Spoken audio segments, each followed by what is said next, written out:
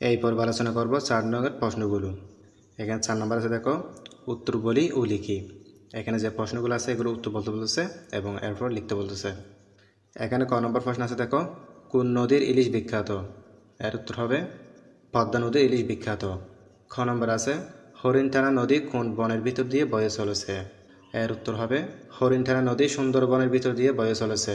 গ নম্বর আছে, দেখো এখানে বুড়িগঙ্গা নদীর পানি কালো হয়ে গেছে কেন? এর উত্তর হবে বুড়িগঙ্গা নদীর পানি ময়লায় কালো হয়ে গেছে। গ নম্বর আছে, দেখো কী কারণে নদীর পানি দূষিত হয়? এর উত্তর হবে পলিথিন এবং ময়লা আবর্জনার কারণে নদীর পানি দূষিত হয়। গ নম্বর আছে নদী মরে যাচ্ছে কেন?